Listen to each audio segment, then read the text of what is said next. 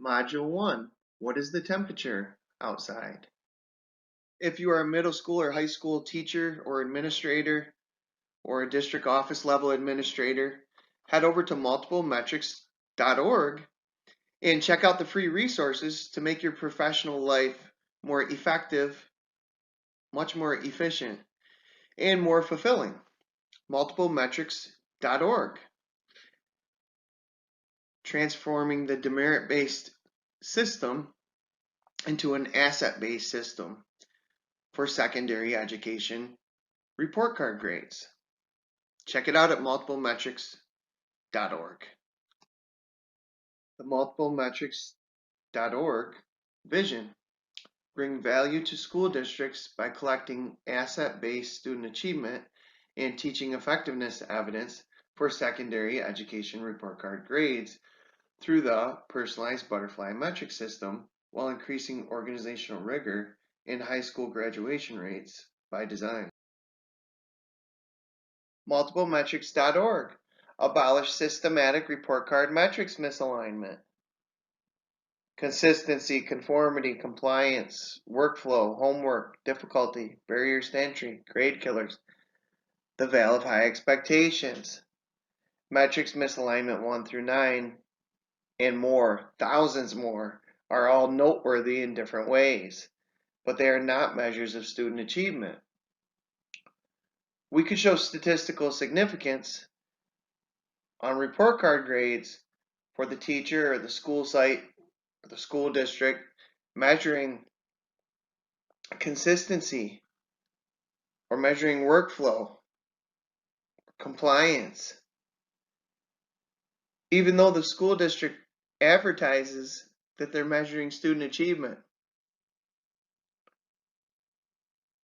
The only way to overcome systematic report card metrics misalignment is with an asset-based system. In the personalized butterfly metric system,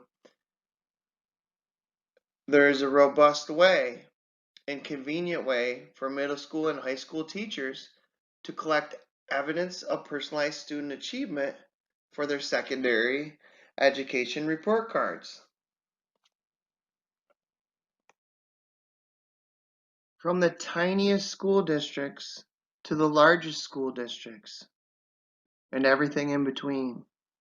Even in the tiniest school district, the only way to overcome the systematical metrics misalignment is with a system.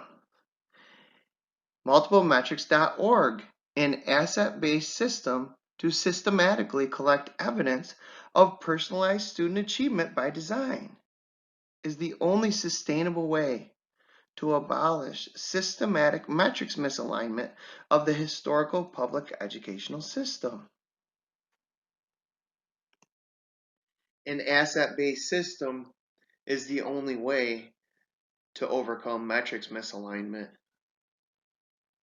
Furthermore, if you put anything research-based into the top of the system, it could be research-based to increase literacy or research-based to increase proficiency in mathematics.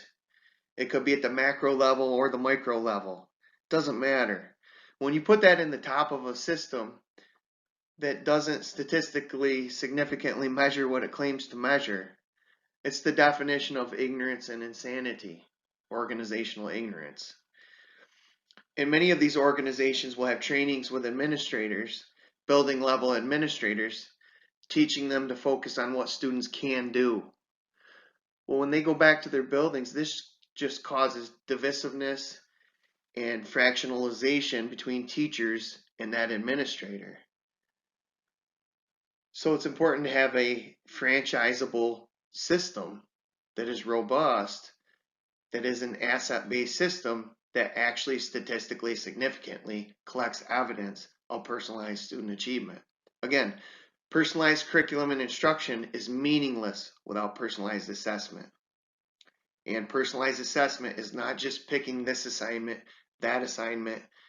It's not contract-based learning. It's none of those things. Personalized assessment is collecting evidence of what students can do by design.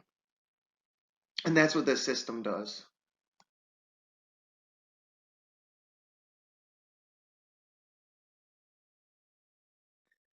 The personalized butterfly metric system is not another initiative. It is not an initiative. The last thing we need is another initiative. The human being behind the car with the mud slung into their face could represent a teacher, figuratively asking the administrators, why? Why? Why do you keep bringing us more initiatives? The human being could also be the administrator, saying to themselves, why? Why? Why do I keep trying these new initiatives and they don't work, even though they are research based?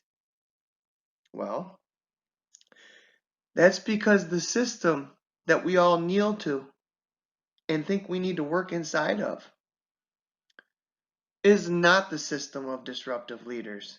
Disruptive educational leaders refuse to kneel to the historical public educational system unless it could show statistical significance for what it claims to measure. The rule is, as a disruptive leader, if it does not show what it statistically significantly claims to measure, then we do not kneel to it. We do not succumb to it. We do not submit to it. That would be the definition of insanity.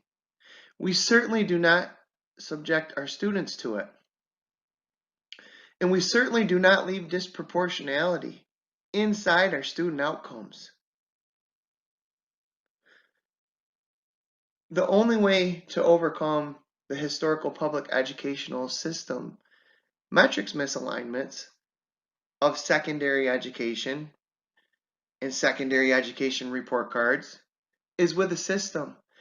Our administrators, even our superintendent of schools, need guidance.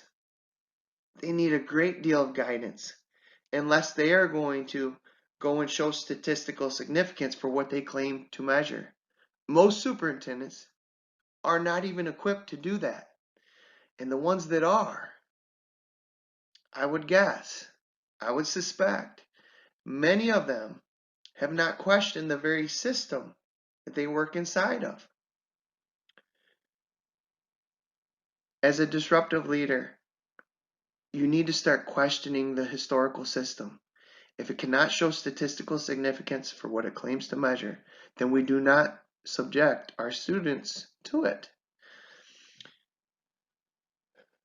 The definition of insanity. Maybe we should invest in more initiatives. If we had a nickel or a dime for every initiative that we have seen in our careers as educators, as teachers, as administrators, as board of trustees, then we will be very rich. Unfortunately, it's just the opposite of that. It's a deficit. Every new initiative is a deficit. It's time wasted that we could have been spending on leveraging our students, leveraging student achievement by design. Insanity. Maybe we should invest in more initiatives. The last thing a teacher wants to hear. This is one of my favorite slides for central office people. Any research-driven initiative placed inside the metrics misalignment embedded historical public educational system equals the following results on secondary education report card grades. I know I had the opportunity at the central office in a district before to do data and do this kind of work, collect data to ad nauseum. And this is my favorite slide for a lot of the central office people. So the question is, what is the temperature outside? Well, we have so much data here. We're collecting data. We're disaggregating data. We're looking through all the information that we have to make informed decisions. And we're spending taxpayer money to do this. We're spending all our time to do this. We're doing tasks that take so much time and they're so cumbersome to collect this data to ad nauseum. And the question is, what is the temperature outside? Nothing you see here would tell you the temperature outside. We could guess that because the top right hand corner has a check engine light, maybe the temperature outside is hot, but we wouldn't really know. That doesn't mean anything. And if we showed statistical significance for this, the miles per hour, the kilometers per hour, the odometer, the trip odometer, the check engine light, doesn't really tell us anything. And yet we collect data to ad nauseum, and we go and make presentations or PowerPoint presentations like this one about the data. And at the end of the day, it doesn't really matter, because in the historical system, there are so many things that are not measuring what they claim to measure that were never required to show statistical significance. So this is how we collect our report card grades at the secondary level. Much worse is every teacher, every administrator has academic freedom to do whatever they want to do. And yet, unless they are a professional researcher, would be hard pressed to show statistical significance of what they're claiming to measure. And yes, responsibility is important. Different things, workflow is important, different things are important, but keep those things off your report card grades. Stick to student achievement, stick to personalized student achievement, and celebrate teaching and learning and teaching effectiveness, and collect evidence of what you can do as a teacher, because you can do so much. Teaching and learning is a two-way street. When the students fail, it's partially on the teacher. When the students are successful, it's partially on the teacher. With some students, it's 90% on the teacher. And with other students, it's just the opposite. But if we want to gauge teaching effectiveness, then we should embrace collecting evidence of student achievement. If we want to gauge personalized student achievement, then we should embrace measuring personalized student achievement.